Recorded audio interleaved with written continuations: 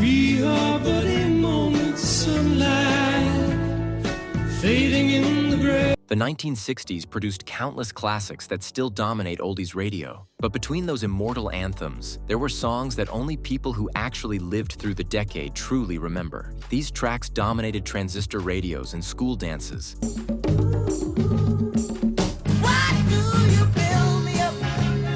Then vanished almost completely when the calendar flipped to the 70s. Your parents sang along to these. Your grandparents requested them at parties.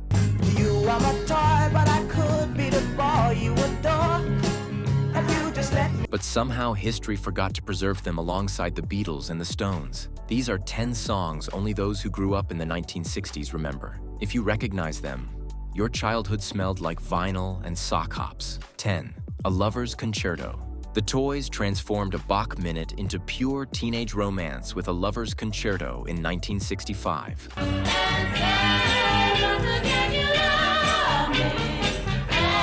The classical melody became something entirely new when draped in girl group harmonies and lovesick lyrics about gentle breezes and dancing stars. It was sophisticated and innocent simultaneously, the kind of track that made high school slow dances feel like something from a fairy tale. The song climbed to number 2 on the Billboard charts and seemed destined to cement the Toys as major stars. Radio stations played it constantly through autumn of that year. Every teenager knew the words. Every couple claimed it as their song. Then the Toys faded into obscurity almost overnight. Follow-up singles failed to capture the same magic. The group dissolved before the decade ended. A Lover's Concerto disappeared from regular rotation, surviving only in the memories of those who fell in love while it played. Sometimes the sweetest songs leave the quietest footprints. 9. Kind of a Drag. Chicago's Buckinghams kicked off 1967 with Kind of a Drag, a brass-driven heartbreak anthem that captured the moping despair of young romance gone sour. The horns punched through the mix while the vocalist cataloged his misery with theatrical conviction.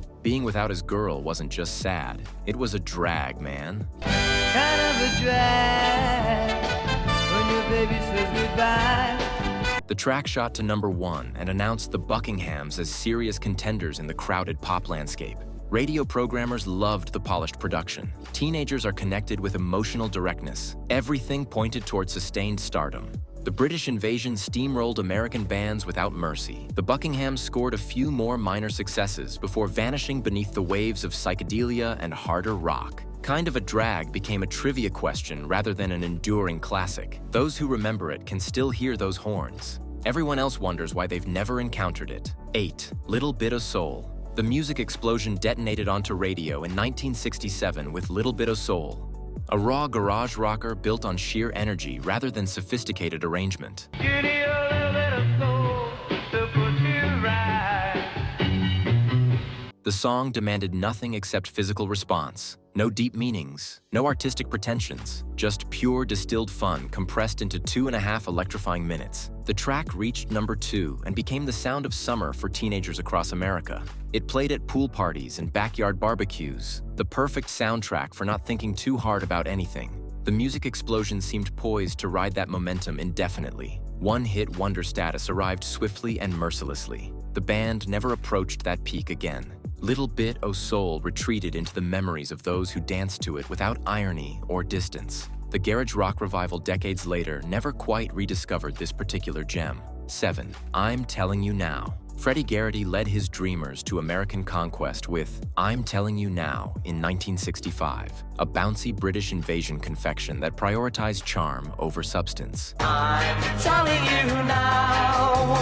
I'm telling you right away. Freddie's goofy stage antics and earnest delivery made the simple declaration of love feel genuinely joyful. He wasn't cool. He was adorable. Audiences responded accordingly. The song topped the Billboard charts and established Freddie and the Dreamers as transatlantic sensations. Their peculiar dance moves inspired a brief craze. Television appearances showcased Freddie's willingness to look ridiculous for entertainment. America embraced the lovable goofball completely. The embrace ended almost as quickly as it began. Musical tastes shifted toward heavier sounds. Freddie's lightweight appeal couldn't survive the changing climate. I'm Telling You Now became an artifact that only British invasion completists and nostalgic boomers recall with any clarity. The Dreamers woke up, but the dream didn't last. 6. Dizzy. Tommy Rose spun onto the charts with Dizzy in 1969, a bubblegum confection about romantic intoxication that prioritized catchiness above all other considerations. The production was slick and sugary, designed to lodge itself in brains and refuse eviction. Critics dismissed it as fluff.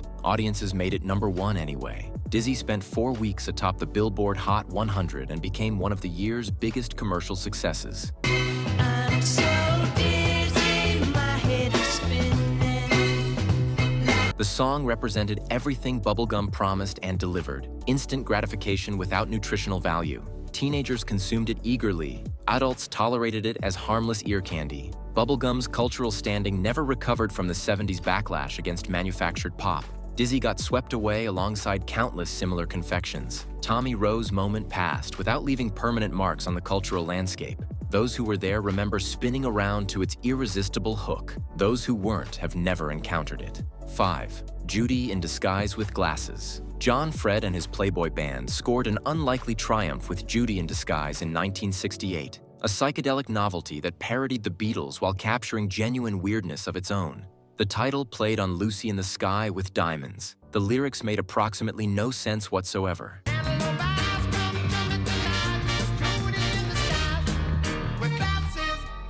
The groove was undeniably infectious. The song reached #1, briefly displacing Hello, Goodbye from the Summit. A regional Louisiana act had somehow conquered the pop world with a goofy satire that nobody expected to cross over nationally. The Playboy band suddenly found themselves fielding interview requests and television invitations. Lightning struck precisely once. Follow-up attempts fizzled completely. John Fred returned to regional obscurity while Judy in Disguise slowly evaporated from collective consciousness. The song exists now primarily as evidence that 1968 was strange enough to embrace nearly anything.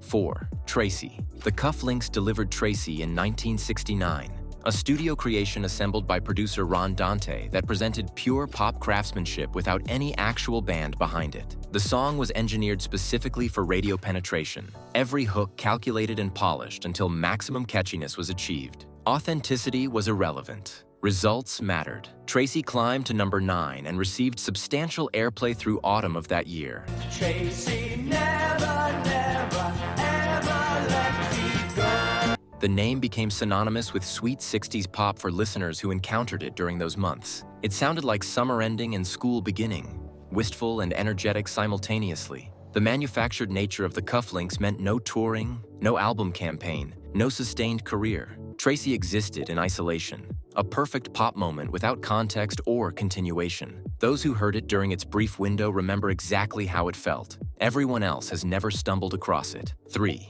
Gimme, Gimme, Good Lovin' Crazy Elephant charged onto radio with Gimme, Gimme, Good Lovin' in 1969. A raucous demand for affection built on relentless energy and zero subtlety. The song grabbed listeners by the collar and refused to release them until the final note. Sophistication was someone else's concern entirely.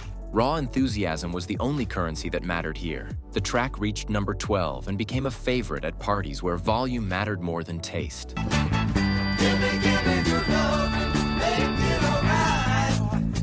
The name Crazy Elephant suited the unhinged enthusiasm perfectly. Nothing about the recording suggested restraint or reflection. It existed purely to generate excitement and physical movement. Teenagers blasted it from car speakers and basement record players without apology. Crazy Elephant proved to be another studio concoction rather than an actual touring entity. The musicians behind the recording moved on to other projects without fanfare or recognition. Gimme Gimme Good Lovin' retreated into the dusty corners of 60s nostalgia, occasionally surfacing on deep-cut compilations but never reclaiming mainstream attention it once commanded. Those who remember it recall exactly how it made their bodies move involuntarily. The song demanded response and accepted nothing less than complete physical surrender from anyone within earshot. 2. Get Together. The Youngbloods released Get Together in 1967 to complete commercial indifference. The song advocated peace, love, and unity with earnest sincerity that should have connected perfectly with Summer of Love audiences. Instead,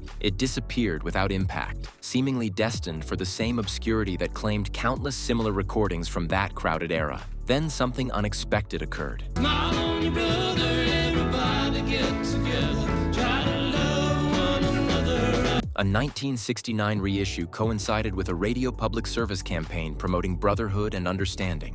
stations began playing Get Together alongside their community announcements. The song finally found its moment, climbing to number 5 2 full years after its initial release surprised everyone involved. Get Together became an anthem for a generation that had nearly missed it entirely. The Youngbloods never duplicated that delayed success despite continued efforts. The song itself gradually faded from active rotation, remembered primarily by those who experienced its unlikely second chance firsthand. Sometimes the right message simply needs the right timing to find the audience waiting for it all along. 1. Build Me Up, Buttercup. The Foundations constructed something magnificent with Build Me Up, Buttercup in 1968, a song so perfectly crafted that its subsequent disappearance from regular rotation seems almost criminal.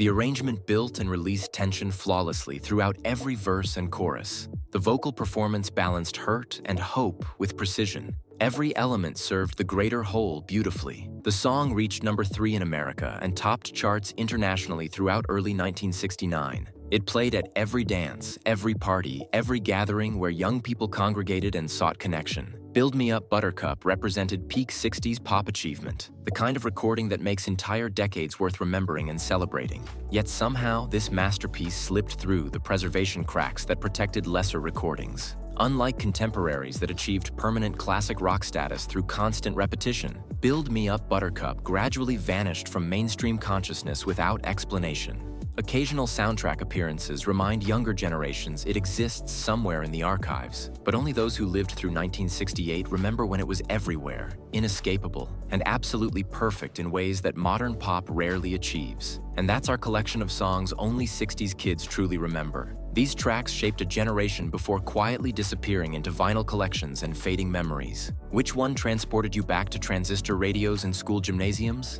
Share your memories in the comments. Smash subscribe, and I'll see you next time.